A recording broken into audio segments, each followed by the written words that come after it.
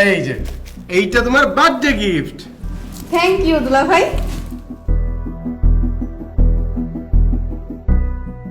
Friends, তোমরা সবাই এদিকে আসো। আমার বড় দুলা ভাই আমাকে একটা আইফোন 15 প্রো ম্যাক্স গিফট করছে, আর আমার মেজো দুলা ভাই এই যে একটা গিফট ধরিয়ে দিয়েছে, এটা আমি এখন সবার সামনে খুলবো এবং দেখাবো। চলো।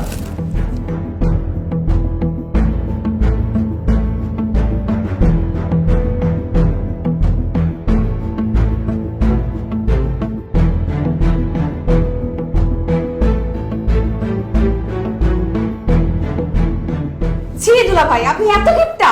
বড় দুলা ভাই আমাকে একটা আইফোন 15 প্রো ম্যাক্স গিফট করছে, আর আপনি সামান্য একটা কম দামি ঘড়ি গিফট করছেন।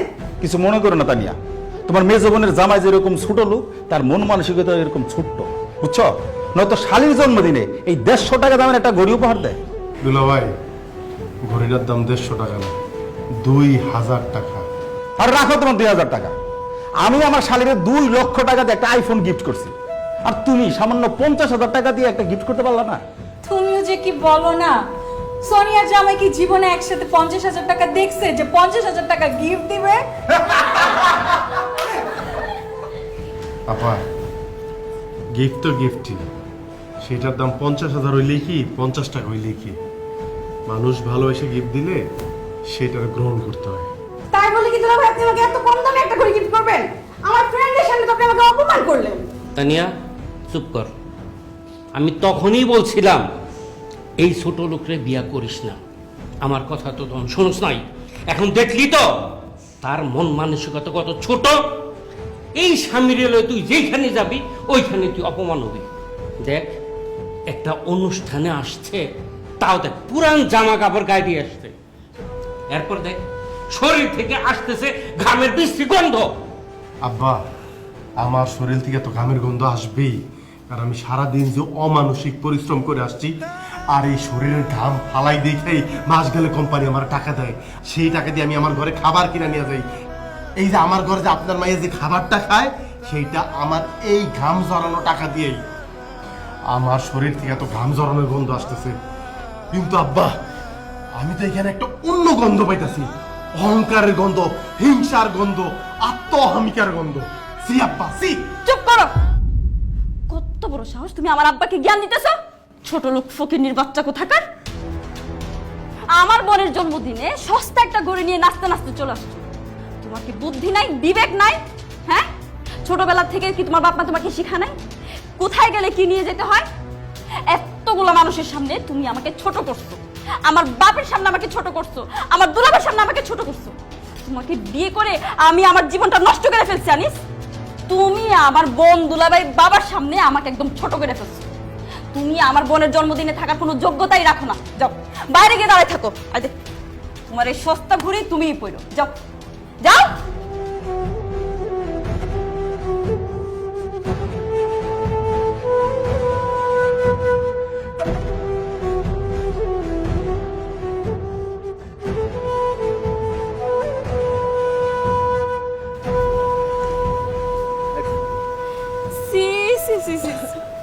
তুমি আজকে আমার যে লজ্জাটা দিছো না, আমার মন চাইছে গাড়ির নিচে গিয়ে আমি মইরা যাই।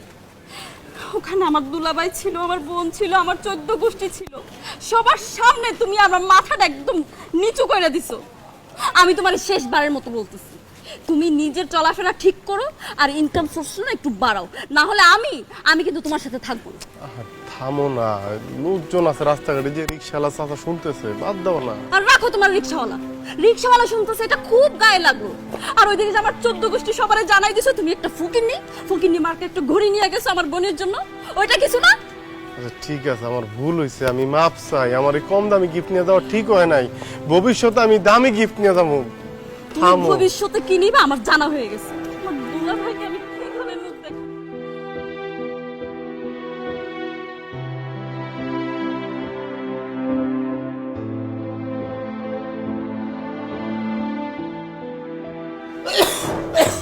পানিটা খাও। মা, আব্বার কি হয়েছে? আরে সেই দুপুরবেলা থেকে শরীরটা খারাপ। এই তোর অফিস যাওয়ার সময় যে ওষুধ আনতে বলছিলাম আনছস? আর তোরে যে এতবার করে আমি ফোন করলাম, ফোন ধরস না কেন? কথা কস না কেন? ওষুধ আনছস? না মা, আনতে পারি নাই।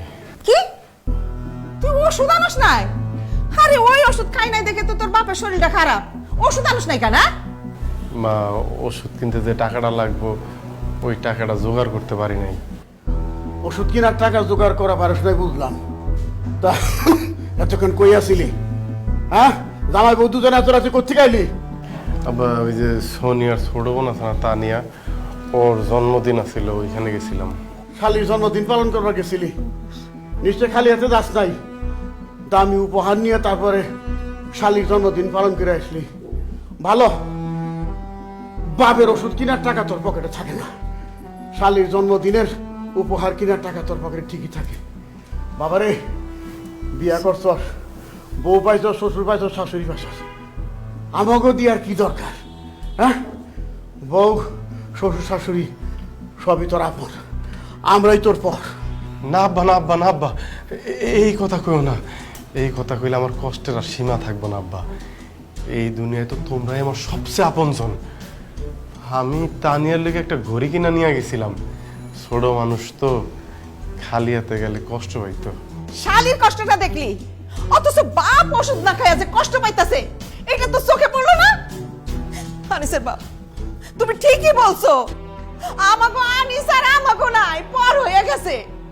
এই যে বউ এই বাড়িতে আসনের পর থেকে আমার পোলাডারে জাদুটো না কইরা আমাদের কাছ থেকে আলাদা করে ফেলছে। খবরদার, একদম ফালতু কথা বলবেন না।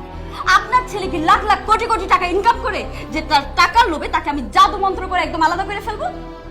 আপনার ছেলে আপনাদেরকে ওষুধ কিনে দিতে পারতেছে না, সেই দোষ আপনারা আমার ঘাড়ে কেন চাপাইতেছে? আপনার পোলা আপনার ওষুধ কিনা দিতে পারে না, সেই সমস্ত দোষ আপনারা আমার ঘাড়ে কেন চাপাইতেছেন? নাকি আমার ঘাড়ে দোষ না চাপাইলে আপনাদের পেটের ভাত হজম হয় না? মুখ সামলাইয়া কথা কবা বৌমা। তুমি বাসার থেকে দেখে গেছো না তোমার শ্বশুর অসুস্থ? তুমি তো ভালো করেই জানো আমার পোলার হাতে কোনো টাকা পয়সা নেই, তারপরেও আমার পোলারা দিয়ে দামি উপহার কিনায়া কেন তোমার বোনের জন্মদিনে নিয়ে গেছো? উপহার, গিফট? আপনার ছেলে একটা কম দামি ঘড়ি নিয়ে গেছে আমার বোনের জন্য, আর সেই ঘড়ি আমাদের বাসার কাজে বুয়ার পড়ে। কাজের মাইয়া না পড়লেও তোমার বইটা ঠিকই করবো। তোমার বাপ মা ভাই বোন সব হইতেছে লোভী, আর আমার পোলার পকেটে থেকে টাকা পয়সা নিয়ে তুমি সবসময় চিন্তা করো তোমার বাপ মা ভাই বোনটা কি কিনে দিবে, সেই ধান্দাই তোমার মধ্যে থাকে। খবরদার, আমার বাপ মার নিয়ে একদম ফালতু কথা কইবেন না। আমার বাপ মা লুবি না, লুবি হচ্ছেন আপনারা দুইজন। কি কইলা? আমাকে লোভী কইলা?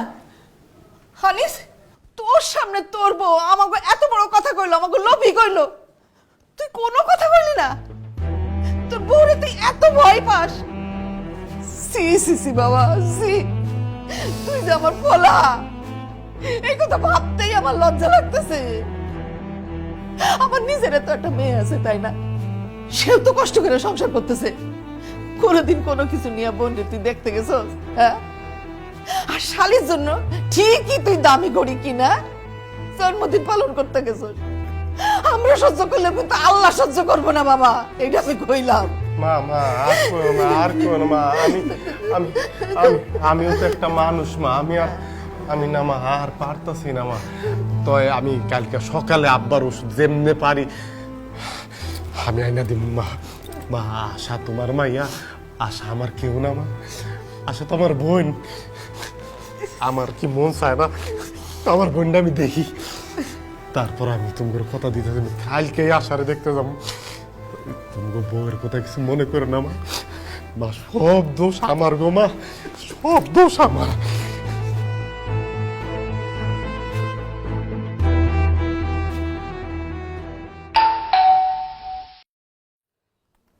এই অসময় বা কে আইলো? একটু পান খাইতে বলে শান্তি নাই। হ্যাঁ, এটা আল্লাহ।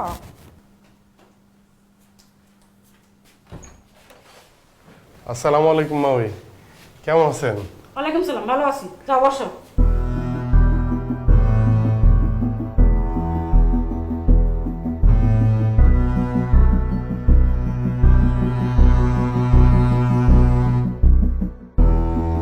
বৌমা, হ্যাঁ বৌমা। আম্মা কে আইছে? তোমার গণধর ভাই। তোমাদের পরিবারটা আগে জানতাম ছোট লোক ছিল, আজকে আবার প্রমাণিত হইলো ওরা আসলে ছোট লোক। আম্মা কি হইছে? আপনি এমনি কথা কইতাছেন? তোমার সাথে এইভাবে কথা বলবো না, কিভাবে কথা বলবো? তোমার ভাই এতদিন পর তার বোনের শ্বশুর বাড়িতে আসছে, মিষ্টি পান সুপারি কিচ্ছু আনে নাই। কি আনছে? একটা তরমুজ, ছোট্ট একটা তরমুজ নিয়ে এসছে। ওই তরমুজটা মনে হইতেছে ফুটপাতে থেকে কিনে নিয়ে আসছে। আমরা কি তরমুজ খাই? সে কি জানে না আমরা তরমুজ খাই না?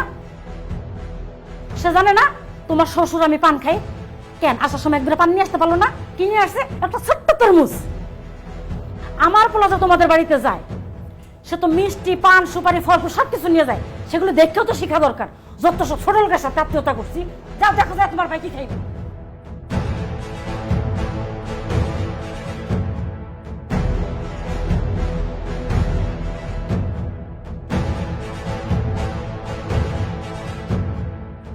কি রে আশা, বোন কেমন আছিস তুই? এই কয়দিন ভালোই আছিলাম, কিন্তু তুমি এখন বাড়িতে আইছো, এখন থেকে আমার অশান্তি আবার শুরু হয়ে যাবে। আমি আর সাথে কোনো সমস্যা হইলো? সমস্যা হয়েছে মানে? তুমি কি জানো না যে আমার শ্বশুর শাশুড়ি পান খায়? তুমি তো পারতা তাদের জন্য এক বিড়া পান নিয়ে আসতে, কিন্তু তুমি কি নিয়ে আসছো? একটা তরমুজ। এই তরমুজ কে খাইবো? আমাগো ফ্রিজে তরমুজ পচতাছে। আরে আমি তো আর জানতাম না, তাছাড়া পান সুপারি জানবো, আমার কাছে টাকা ছিল না। পান সুপারির কথা মনও অবশ্য ছিল না। বোনের শ্বশুর বাড়িতে আসার সময় তোমার কোনো কিছুই মনে থাকে না, কিন্তু তুমি যখন নিজের শ্বশুর বাড়িতে যাও তখন তোমার সবকিছুই ঠিক মনে থাকে। তুমি যে পান সুপারি নিয়ে আসো নাই, একটা তরমুজ নিয়ে আসছো। তুমি কি জানো আমার শ্বশুর শাশুড়ি উঠতে বসতে আর সারাক্ষণ আমার কথা শোনাইবো? এমনিতেই আমি বাপের বাড়ি থেকে কোনো কিছু আনতে পারিনি, তার জন্য আমার শ্বশুর শাশুড়ি সারাক্ষণ আমার সাথে বকবক করতেই থাকে। তুমি কেন এই একটা তরমুজ নিয়ে আমরা দেখতে আইছো? আশা রে, তুই আমার অনেক আদরের বইনা ছিলি রে। সারাক্ষণ ভাইয়া ভাইয়া ভাইয়া করে ডাকতি, আমার স্বভাবটা তো তুই নষ্ট করছস। এই যে ভাইয়া ভাইয়া ডাক শোনার লোভ, এটা আমার মাঝে মধ্যে পায়া বয়, মনে হয় তোর কাছে সুইটটা আসি, তুই আমার ভাইয়া করে ডাক দিবি, আমার জড়ায় ধরবি। কিন্তু চাইলেই তো এখন আর তোর কাছে আসন যায় না, অনেক নিয়ম কানুনের বিষয় আছে, অনেক কিছু নিয়ে আসতে হয়। কিন্তু আমার তো ওই সামর্থ্য নাই রে বোন, যে কারণে চাইলেই তোর কাছে আইতে পারি না, মনের চাহিদারে চাপা দিয়া রাখি। যাই হোক, তোর কি কইতাছি, কেমন আছিস তুই? আমি ভালো নাই ভাইজান। তোমরা যখন আমার বিয়া দিছো তখন তুমি আমার শ্বশুর শাশুড়ির কইছিলা যে আমার ফার্নিচার দিতে, সেই ফার্নিচার তুমি এখন পর্যন্ত দিতে পারো না। আর এই কারণে আমার শ্বশুর শাশুড়ি আমার জামাই সারাক্ষণ আমার খোটা দিতে থাকে, সারাক্ষণ আমার কথা শুনাইতে থাকে। ভাইজান, তুমি পারলে আমার ফার্নিচার গুলো ব্যবস্থা করে দাও। আমার আর আমার শ্বশুর বাড়ির কথা শুনতে ভালো লাগে না, আমার এই অত্যাচার সহ্য হয় না। আর কয়টা দিন ধৈর্য ধর, ভাইয়া আছি না, একটা ব্যবস্থা আমি করবো রে বোন, আমি একটা ব্যবস্থা করবো। ভাইজান তুমি বহো, আমি তোমার দিকে নাস্তা বানাই লইতেছি। দূর পাগলি, পেটে ক্ষুধালে আমি তোরে দেখতে হই নাই, আমি তোরে দেখতে এসি মনে ক্ষুধালে। আরে বোন, এক অসহায় ভাই তার বোনরে দেখবো, খুব মনটা ছটফট করতেছিল, তোরে দেখতে এসে এই ক্ষুধা নিয়া। এখন ক্ষুধা কিছুটা কমে গেছে। ভাইজান এত গরমের মধ্যে তুমি রোদ্দুর থেকে আইছো, এক গ্লাস ঠান্ডা পানি খাওয়া যাও। খামু না কেন? তোর বাড়িতে আমি খামু না? আগে ফার্নিচার গুলি দিয়া তোর ঘরটা সাজাই, হাত বইরা পান সুপারি মিষ্টি নিয়ে আসি, একদম কবজি ডুবাইয়া খামু। এই দিন কিন্তু না খেয়া যাবো না, আগে কয়ে গেলাম।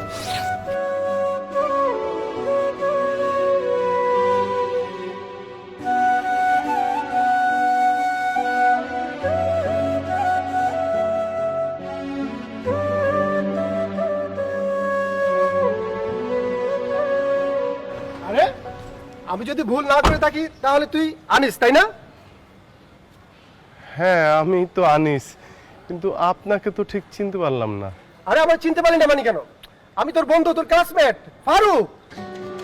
আল্লাহ, কি পরিবর্তন তোর! কি সুন্দর সুন্দর জামা কাপড়, দামি দামি জামা কাপড়, গাড়ি কি তোর নাকি? আরে বাহ, কেমনে সম্ভব? সব টেকনিক, বুদ্ধি আর পরিশ্রমের ফসল, বুঝলি বন্ধু? তোর দোয়ায় তোর এই বন্ধু এখন ঢাকা শহরে অনেক বড় ব্যবসায়ী। এই যে দেখতেছস এই গাড়িটা, শুধু এই গাড়িটা না, ঢাকা শহরে আমার আরো 3টা গাড়ি আছে, 3টা ফ্ল্যাট আছে। আর বেটা, গ্রামের বাড়িতে তো আমার ডুপ্লেক্স বাড়ি আছে। কি কস তুই ফারুক? আমার কাছে তো সবকিছু জাদুর মতো লাগতেছে। তুই তো অত ভালো ছাত্র ছিলি না, স্যার প্রতিদিন তোরে বকাঝকা করতো না ক্লাসে, তুই এত কিছু কেমনে করলি? কি ব্যবসা করস? খালি ভালো ছাত্র হইলে হয় না, মাথার মধ্যে গিলু থাকতে হয়। আমার মাথার মধ্যে সেটা আছে, এটা তোদের মানতে হবে। আর ব্যবসার কথা বললি তো, সেই বিষয় নিয়ে না হয় আরেকদিন আলাপ করব। কিন্তু বন্ধু, তোর এই অবস্থা দেখে না আমার খুব কষ্ট লাগতেছে রে। কেন? আর কেন মানি, তুই তো আমাদের কলেজের সবথেকে বেস্ট স্টুডেন্ট ছিলি। সবাই কইতো তুই নাকি অনেক মেধাবী, জীবনে অনেক উন্নতি করবি। কিন্তু তোর দেখে তো মনে হইতাছে না তোর কোনো উন্নতি হয়েছে। আগেও গরিব ছিলি, এখন মনে হইতাছে আরো বেশি গরিব হইছস। এই ভর দুপুরে বউরে নিয়ে হাইটা যেতেছস, একটা রিক্সাও নিতে পারলি না। আর কি কমু, জামা কাপড়ের যে অবস্থা, মনে হয় বউরও একটা জামা কাপড় দিতে পারস না। আচ্ছা যাই হোক, তুই এক কাজ করিস, আমার অফিসে আসিস, আমি তোর জামা কাপড় কিনে দিব না। আর শোন, তোর বউরও ভালো ভালো ড্রেস কিনে দিব, আসিস কিন্তু। না, দরকার নেই। তোরে দেখে ভালো লাগতেছে, তুই অনেক ভালো আছস। আমরাও মাশাআল্লাহ আমি জায়গায় ভালো আছি। কেমন যে ভালো আছস সেটা তো তোর দেখে আমি বুঝতেছি। কি সোনিয়া, কিছু যে বলতেছ না, আমারে চিনতে পারছো? হ্যাঁ, চিনতে পারছি। আগে তো প্রায় আমার বাসার সামনে এসে দাঁড়াই থাকতো। হ্যাঁ ঠিকই কইছো, আমি এক সময় তোমার পিছন পিছন ঘুরতাম। আমি খারাপ ছাত্র দেখা তুমি আমার পাত্তাই দিতা না, আমি নাকি বখাটে। আনিস, মেধাবী ছাত্র দেখা তারে বিয়া করছো। এখন এই মেধাবী ছাত্রের বিয়া করে তুমি কি পাইছো? এই দুপুরবেলা রাস্তা দিয়ে হাঁটায় নিতাস। অথচ তুমি যদি আমারই বিয়া করতা, তাহলে কি করতা? তুমি রানী হয়ে থাকতা। এই যে এসি গাড়ি আছে না, এটা তো চলতে করতে পারো। অবশ্য কথায় আছে না, মানিকে মানিক চিনে, শুকনা কাঠির টুকরা কখনো মানিক চিনে না। ভাবছিলাম পোশাক আশাক দেখে তোর মধ্যে একটা পরিবর্তন হয়েছে। তোর বাহ্যিক পরিবর্তন হয়েছে ঠিকই, কিন্তু মন মানসিকতার পরিবর্তন হয় নাই। যা সাইডটা যা যা। আর শোন, তোদেরকে না এই রাস্তার মধ্যে হাঁটতে দেখে খুবই ভালো লাগতেছে।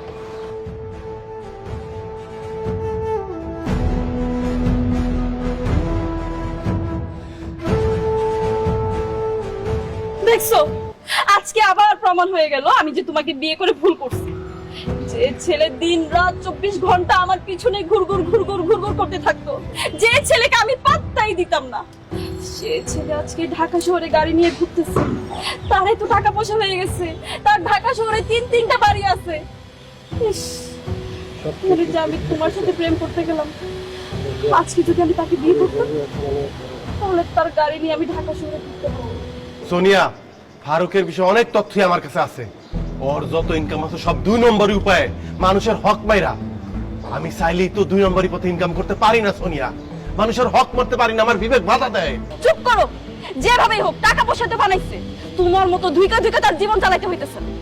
ইস, কেন যে আমি তার সাথে প্রেম না করে তোমার সাথে প্রেম করতে গেছিলাম, কেন যে আমি তাকে বিয়ে না করে তোমাকে বিয়ে করছি।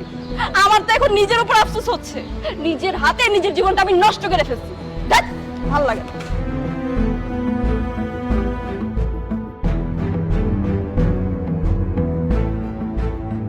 May I coming sir? আরে আনোয়ার সাহেব, আসুন আসুন। কি ব্যাপার, আপনি এই মাছ মুরগি কলা এগুলো নিয়ে অফিসে কেন আসছেন? স্যার, একটু গ্রামের বাড়িতে গিয়েছিলাম, গিয়ে দেখলাম আমার মা মুরগি পালে। আপনি তো আবার দেশি মুরগি পছন্দ করেন, এই জন্য আপনার জন্য 2টা দেশি মুরগি নিয়ে এসেছি স্যার। আর এই যে মাছ স্যার, একদম আমাদের পুকুরের মাছ স্যার, ফরমালিন মুক্ত স্যার। তো চিন্তা করলাম আপনার জন্য ফ্রেশ ফরমালিন মুক্ত মাছ নিয়ে যাই স্যার। আর এই যে কলা, এই কলা গাছটা আমার আব্বা লাগাইছিল স্যার, আব্বা তো নাই। বাড়ি থেকে দেখলাম কলা হয়েছে স্যার, এর জন্য 1 ফানা কলা নিয়ে আসলাম। একদম সবগুলো ফ্রেশ ফ্রেশ খাবার স্যার, ফরমালিন মুক্ত। আপনি আমার ব্যাপারে এত চিন্তা করেন দেখে খুব ভালো লাগলো। আপনি রাখুন রাখুন, এগুলো ফ্রেশ জিনিস তো, খেতে মজা লাগবে আর কি। রাখুন।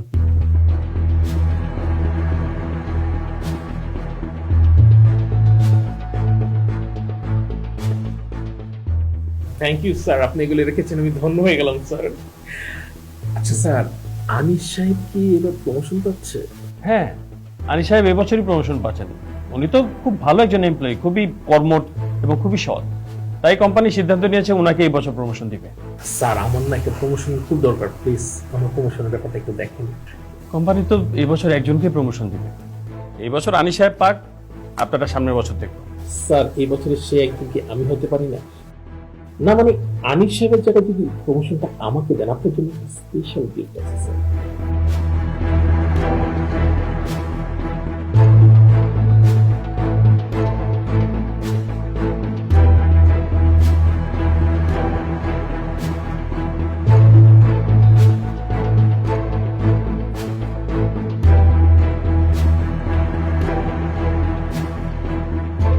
যান, কোনো সমস্যা নেই, এই বছর আপনারই প্রমোশন হবে।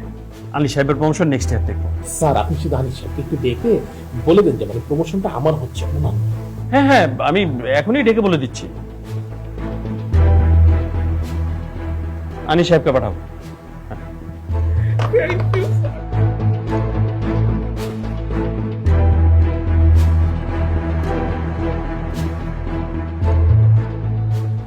মে আই কাম ইন স্যার?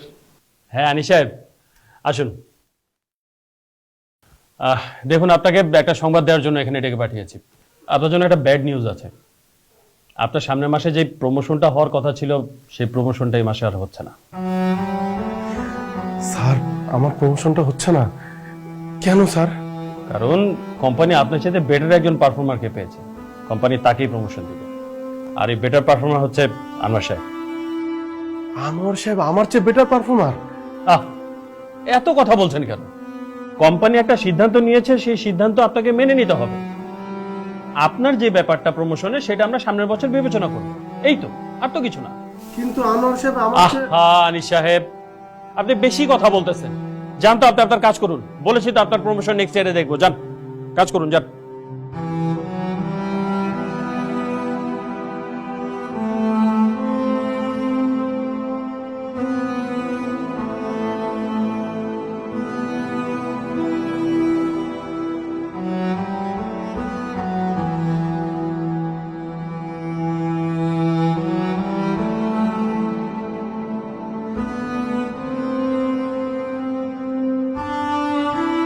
শোনো না আনিস, আমার মোবাইলটা না নষ্ট হয়ে গেছে, চার্জ থাকে না, আর একটু পর পর হ্যাং হয়ে যায়। তুমি আমাকে একটা নতুন ফোন কিনে দিবা? এমনি আমি সংসার চালাতে হিমশিম খাইতেছি, তার মধ্যে তুমি চাইছো তো নতুন ফোন। আচ্ছা যাও, হাতে টাকা পয়সা আসলে তোমার আমি একটা টাচ মোবাইল কিনে দিব। কিসের টাচ মোবাইল? তুমি আমাকে আইফোন কিনে দিবা? তোমার কি মাথা ঠিক আছে? আইফোনের দাম জানো? একটা আইফোনের দাম 1.5-2 লাখ টাকা। তাতে কি হয়েছে? আমি তোমার বউ, তোমার বউকে তুমি 1.5-2 লাখ টাকার একটা আইফোন কিনে দিতে পারবা না? না পারি না, আমার সেই সামর্থ্য নাই। যাও সামনে থেকে যাও, খামাখা বিরক্ত করো না তো, যাও। আমি কোথাও যাব না। আমি কোনো কথা বলে তোমার কাছে এখন বিরক্ত লাগে। তুমি কি জানো, পাশের বাসার ভাবি, ওনার জামাই ওনাকে 5টা শাড়ি কিনে দিছে, এক একটা শাড়ির দাম 12,000 টাকা, সাথে একটা আইফোনও কিনে দিছে। ভাবির জামাই যদি ভাবির এত কিছু কিনে দিতে পারে, তুমি কি আমাকে সামান্য একটা আইফোন কিনে দিতে পারবে না? এক কথা বারবার বলবো, আমি দিতে পারবো না, কারণ আমার কাছে টাকা নাই। টাকা না থাকলে টাকা ম্যানেজ করো। এমনি তো বিয়ের পর থেকে কিন্তু আমি তোমার কাছে কিছুই চাই না। আগামী সপ্তাহের মধ্যে তুমি আমাকে একটা আইফোন দিবা। আমি আইফোন দিয়ে ছবি তুলে ফেসবুকে ছবি দিব, তারপর ভিডিও করে টিকটকে ভিডিও ছাড়বো। সোনিয়া, তুমি কি পাগল হয়ে গেছো? তুমি টিকটক করে ফেসবুকে ছাড়বে মানে? হ্যাঁ আমি পাগল হয়ে গেছি। আগামী 1 সপ্তাহের মধ্যে যদি তুই আমাকে আইফোন কিনে না দেস, পাগলামি কাকে বলে তুই দেখবি, ফকিন্নির বাচ্চা।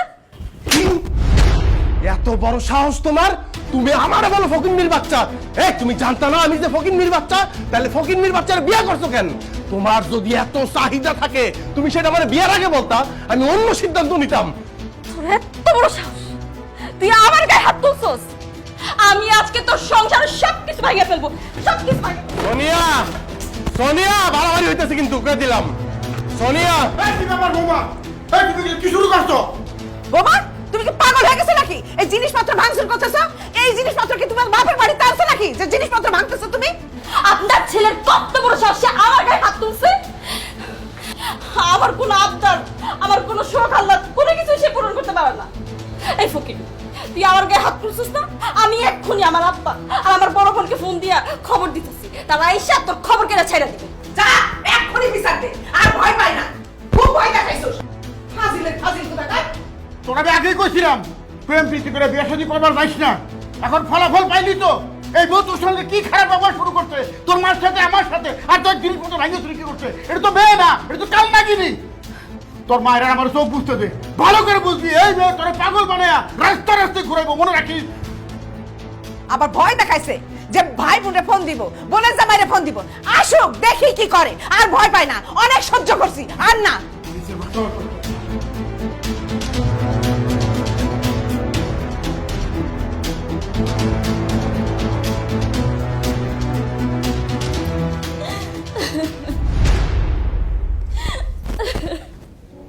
এই মাইয়া, কান্নাকাটি বন্ধ কর। কি হয়েছে খুইলা ক, না কইলে বুঝবো কেমনে? আমার কিন্তু ওখানে মেজাজ খারাপ হয়ে যাচ্ছে খুলে কর তাড়াতাড়ি। আব্বা এই অসভ্য গতকাল রাইতে আমার গায়ে হাত তুলছে। কি? বাবা শুধু হাত তুলে নাই, আমার কাছে মাঝে কথাও বলছে। এত বড় সাহস আমার বোনের গায়ে হাত তুলছে, আর তুই মাইর খাওয়ার পরও তুই এই বাসায় পড়ে আসছস, ওর সংসারে লাথি দিয়ে তুই বাইরে যাস কেন? আমি চাই নাই আপু তাকে শাস্তি দেওয়ার জন্য। আব্বা ও আমার গায়ে হাত তুলছে না, তুমি এটার বিচার করবা, আমি এটার বিচার চাই। আমার মায়ের গায়ে হাত তুলছো না, তোমার নামে আমি নারী নির্যাতনের মামলা দেবো। আপনার নারী নির্যাতনের মামলা করবো না, আমরা কি বসে থাকুন নাকি? হ্যাঁ, আরে জামাই তার বোর গায়ে হাত তুলতেই পারে, তারে শাসন করতে গেছে, তার জন্য মামলা মোকদ্দমা আসছে কেন? আপনি আইছেন ভালো কথা, আপনি এসে এই সমস্যাটা সমাধান করে দেবেন তা না, আর আপনি মেয়ের উস্কাই দিতেছেন। আব্বা আব্বা আব্বা আব্বা আপনারা একটু থামেন। আমি সোনিয়ার গায়ে এমনি এমনি হাত তুলি নাই। আপনারা সোনিয়ারে জিজ্ঞাসা করেন সোনিয়া আমার সাথে কি ব্যবহার করছে। আমার বোনকে কেন জিজ্ঞেস করবে? হ্যাঁ, আমার বোনের কোনো দোষ থাকলে তুমি আমাদের কাছে বিচার দিতা, তুমি কেন ওর গায়ে হাত তুলবা? আর তুমি কি জানো না যে হচ্ছে কি নারীর গায়ে হাত তুলে কাপুরুষরা, আর তুমি তো একটা কাপুরুষ, এই জন্যই তো আমার বোনের গায়ে হাত তুলছো। হ্যাঁ ঠিকই কইছেন, আমি তো একটা কাপুরুষই, নাইলে এতদিন ধরে আমি এত কিছু সহ্য করবো কেন? আমার বউ আমার সাথে অন্যায় করছে, আমি তার গায়ে হাত তুলছি। তারপরেও যদি এটা আপনাদের দৃষ্টিতে অন্যায় মনে হয় তাহলে দেন, আপনারা সবাই মিলে আমার শাস্তি দেন। তোরে শাস্তি দিব কেন? তুই যেটা করছস একদম ঠিক করছস। বিয়াই সাহেব, আপনার মাইয়া আমার পোলারে একটুও শান্তি দেয় না, সারাক্ষণ ঝগড়াঝাটি করে, ঘ্যাসর ঘ্যাসর খ্যাসর খ্যাসর করে, ঘেউ ঘেউ ফেউ ফেউ করে। আরে ও তো একটা পুরুষ মানুষ, কতক্ষণ সহ্য করবে? আপনার মায়ারে শাসন করে, আপনার মাইয়াই খারাপ, সবকিছুর নষ্টের মূল আপনার মাইয়া। কি কইলেন আপনি? আমি নষ্টের মূল? আপনি নষ্টের মূল, আপনার ছেলে নষ্টের মূল। আপনি আপনার ছেলেরে কান পড়া দেন, আর সে এসে আমার গায়ে হাত তুলে আমার আশেপাশে কথা বলে। আব্বা আমি তার নামে নারী নির্যাতনের মামলা দিতে চাই, চলো আমার সাথে থানায় চলো। আপা সোনিয়া সোনিয়া সোনিয়া, এটা নিয়ে আর বাড়াবাড়ি করো না। আমি তোমার কাছে মাপ চাইতেছি, আমি তোমার কাছে মাপ চাইতেছি, তোমার ভুল হয়েছে। তারপরও যদি তোমার মন না গলে আমি তোমার পাও ধরে মাপ চাবো। এরকম কইরো না সোনিয়া, আমি না আর সহ্য করতে পারতেছি না সোনিয়া, আমি আর সহ্য করতে পারতেছি না। এটা তুই কি করলি বাদান? তুই পুরুষের একটা নারীর কাছে ক্ষমা চাইলি? চাইলাম আব্বা, আমি মাপ চাইলাম, কারণ আমি আমার বউর অনেক ভালোবাসি। শেষ দিন পর্যন্ত আমি ওর সাথেই সংসারটা করতে চাই। সংসার এক লগে থাকতে গেলে কাউরে না কাউরে তো ছাড় দিতই বাবা, ছাড়টা নাইলে আমিই দিলাম।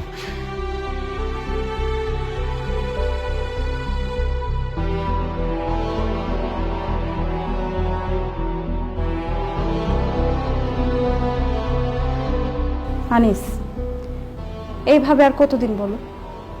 কত বছর হয়ে গেল আমাদের বিয়ে হয়েছে, এখন পর্যন্ত আমাদের একটা বাচ্চা কাচ্চা হলো না। দিন দিন আমাদের বয়স বাড়তেছে না কমতেছে? কবে বাচ্চা নিবা তুমি? আমি বুড়ি হয়ে গেলে?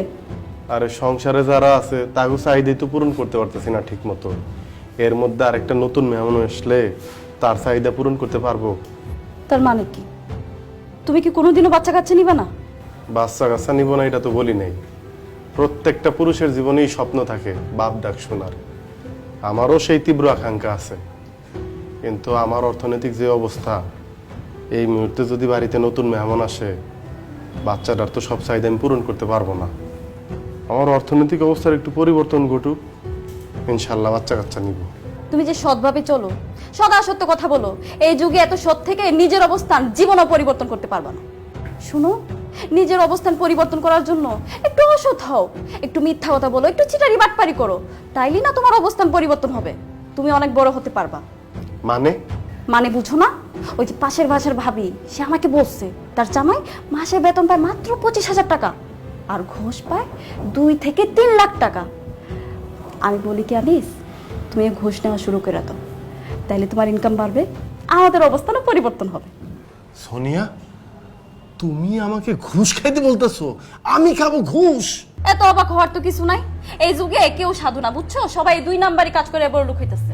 আর 25,000 টাকার বেতনের চাকরিতে তুমি তোমার অভাব অনটন জীবনও দূর করতে পারবে না। তোমার ইনকাম বাড়াইতে হবে, আর ইনকাম বাড়ানোর একটাই রাস্তা, তোমার ঘুষ খাইতে হবে। অসম্ভব সোনিয়া, অসম্ভব। পারতপক্ষে আমি কোনোদিন মিথ্যা কথা কই নাই, কারোর সাথে কোনো অন্যায় করি নাই, কারো হক মারি নাই, কোনোদিন একটা ঘুষের টাকা আমি হাত দেই নাই। তুমি কান খুইলা শুইনা রাখো, আমার পক্ষে ঘুষ খাওয়া সম্ভব না। আরে বাবা, তোমার ঘুষ খাওয়া লাগবে না তো। তুমি ওই ঘুষের টাকা আমার কাছে এনে দাও, আমি ওই টাকা খরচ করব, আমি আমার সকাল্লাদ পূরণ করব। আমার যে দিন দিন বয়স বাড়তেছে সেই দিকে তোমার খেয়াল আছে? আমি কি আমার সকাল্লাদ বুড়া বয়সে পূরণ করব? দেখো, আমি কিন্তু তোমাকে সাফ সাফ বলে দিতেছি আনিস, আমি যেভাবে বলতেছি সেভাবে করো, নাহলে তোমাকে আর তোমার সংসার ছাড়তে আমি দ্বিতীয়বার চিন্তা করব।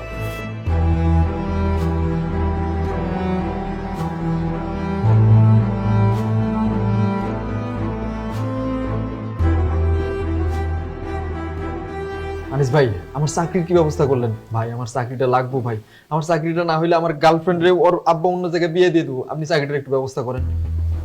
না ভাই, আপনি তো ইন্টারভিউ ভালো দিচ্ছেন, কিন্তু সমস্যা হচ্ছে কি, ওই স্যার এখন পর্যন্ত কিছু বলে নাই।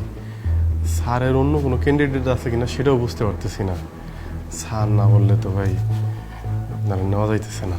আমি বুঝছি ভাই, আপনার বস কিসের জন্য রাজি হইতেছে না, মনে হয় টাকা লাগবে তাই না? ভাই টাকা লাগলে আমি টাকা দেবো, তারপর আপনি আমার চাকরিটা দেন। এই যে ভাই, আমি লগে 1 লাখ টাকা নিয়ে আসছি, এই টাকাটা লোন, চাকরিটা হয়ে গেলে আমি আপনার আরো 1 লাখ টাকা দেবো লোন ভাই। না, কি কোন ভাই, টাকা টুকা লাগবো না, চাকরি হইলে আপনার এমনি হবো, টাকা লাগবো না ভাই, আপনার টাকা নিয়ে যান। ভাই আমি তো আপনার ঘুষ দিতেছি না, আমি খুশি হয়ে দিতেছি, আপনি একটু চাকরির ব্যবস্থা করে দেন ভাই। নিজের অবস্থান পরিবর্তন করার জন্য একটু অসৎ হও, একটু মিথ্যা কথা বলো, একটু চিটারি বাটপারি করো, তাইলেই না তোমার অবস্থান পরিবর্তন হবে, তুমি অনেক বড় হতে পারবা। মানে? ওই যে পাশের বাসার ভাবি, সে আমাকে বলছে তার জামাই মাসে বেতন পায় মাত্র 25,000 টাকা, আর ঘুষ পায় 2 থেকে 3 লাখ টাকা। আমি বলি কি আনিস, তুমি ঘুষ নেওয়া শুরু করে দাও, তাইলে তোমার ইনকাম বাড়বে, আমাদের অবস্থানও পরিবর্তন হবে। আনিস ভাই কি ভাবতেছেন আপনি? লোন না, টাকাটা লোন ভাই, আমার চাকরিটা খুব দরকার, আপনি টাকাটা নিলেই আমার চাকরিটা মনে হয় হয়ে যাবে। লোন না। কেউ জানবো না তো? না ভাই, ভাই আমি আছি, কেউ জানবো না ভাই, আপনি আর আমি ছাড়া কেউ জানবো না, আমি কইলাম লোন। রাখেন রাখেন, আপনি আপনার কাছে জানবো না তো? কেউ জানবো না ভাই, রাখেন ভাই দেখেন ভাই, আমার খালি চাকরিটা লাগবে ভাই। ভাই, আমি জীবনে প্রথম কার কাছ থেকে স্যার এই যে দেখেন স্যার, ঘুষ খেয়ে চাকরি দিতেছে মানুষকে, এরকম একবার না স্যার, কয়েকবার সে করছে। আমি তার এই ভোলা ভালা চেহারাটা দেখে মনে করছি ভালো মানুষ, তাই আমি কিচ্ছু বলিনি স্যার। স্যার আপনি যখন থেকে আমার প্রমোশন দিচ্ছেন এরপরে থেকে সে ঘুষ খাওয়া শুরু করে দিচ্ছে স্যার। সে আরো কয়েকজনের থেকে ঘুষ নিচ্ছে স্যার, আমি এতদিন লজ্জায় শরমে কিচ্ছু বলি নাই স্যার। সেই যে হালাবলা অসহায়ের মতো চেহারা করে রাখে না, সে আসলে অসহায় না স্যার, ও একটা হটপট চিটার, একটা ঘুষখোর। ও যে এরকম ঘুষ খায় না, যদি এমডি স্যার জানতে পারে এই অফিসে তো বদনাম হয়ে যাবো স্যার, আপনারা আমার আমাকে সবার চাকরি নিয়ে টানাটা লেগে যাবো। ওরা একটা লাত্তি মেরে অফিস থেকে বাই করেন না কেন স্যার? স্কাউন্ডাল, ছোট লোক যেন কোথাকার ঘুষখোর, তোর এত বড় সাহস, তুই আমার অফিসে এসে আমার সামনে তুই ঘুষ খাওয়ার চেষ্টা করতেছিস? Sir sir sir sir sir একদম কথা বলবি না, আজকে তোকে আমি জেলের ভাত খাওয়াবো, তোকে পুলিশে দেবো আজকে আমি। আমার মাফ করে দিন স্যার, আমি আর কোনোদিন স্যার, আমি আর কোনোদিন এই টাকা স্পর্শ করবো না স্যার, আপনি আমার পুলিশে দিয়েন না স্যার। তোকে আমি জেলের ভাত খাওয়াবোই, তোকে আমি পুলিশে দিবই আজকে। স্যার আমার বাবা অসুস্থ স্যার, আমার স্ত্রী স্যার, প্রত্যেকটা লোক আমার প্রতি নির্ভরশীল স্যার। স্যার আপনি যদি আমার পুলিশে দেন স্যার, আমার পরিবার এই সমাজে মুখ দেখাতে পারবে না স্যার। স্যার আপনি আমার মাফ করে দিন স্যার, আমার একবার সুযোগ দেন স্যার। শুধুমাত্র তোর বাবা মা, তোর ফ্যামিলির কথা চিন্তা করে আমি তোকে পুলিশে দিলাম না, কিন্তু এই অফিসে তুই আর এক মুহূর্তের জন্য থাকতে পারবি না। এই মুহূর্তে আমি তোকে ফায়ার করলাম, just get out from my office. না স্যার, আপনি এই কাজটা করেন না স্যার, আমার ইনকামের উপর আমার পুরো পরিবার নির্ভরশীল। আমার বাবা মা অসুস্থ স্যার, ওনাদের চিকিৎসা, ওনাদের ওষুধ সব স্যার আমার এই স্যালারি থেকে স্যার। স্যার লোকগুলি না খেয়ে মারা যাবে স্যার, স্যার লোকগুলি না খেয়ে মারা যাবে স্যার। আমি যদি ওষুধ ব্যবস্থা না করতে পারি, আমার স্ত্রীর চাহিদা পূরণ করতে না পারি, ওরা আমার ভুল বুঝবো, ভাববো আমি অকর্ম, আমি যোগ্যতাহীন স্যার। স্যার এত বড় শাস্তিটা দিয়েন না স্যার। স্যার আপনি পায়ে ধরি স্যার, পায়ে ধরি স্যার, আর কোনোদিনই ভুল হবো না স্যার। স্যার ভুল হবো না স্যার। স্যার যদি আজকে আমার চাকরিটা চলে যায়, স্যার আমার মানুষের দ্বারা দ্বারা হাত পাততে হইব স্যার। স্যার আমার ভিক্ষা করতে হবে আমার বাবা মার চিকিৎসার জন্য স্যার। স্যার স্যার আপনি শুধু আপনাকে একটু আমার জায়গায় চিন্তা করেন স্যার, আপনার পায়ে ধরি স্যার। তোর জায়গায় আমি কখনোই আসবো না। আর তোর মতো স্কাউন্ডেলের, তোর মতো ঘুষ করে ভিক্ষা করে খাওয়া উচিত। Just get out from my office, get out. Anwar সাহেব দাঁড়িয়ে আছেন কেন? ওনাকে ঘাট ধাক্কা দিয়ে বের করুন। স্যার আমার বাবা অসুস্থ স্যার, আপনি বের হন, অফিস থেকে বের হন। Sir sir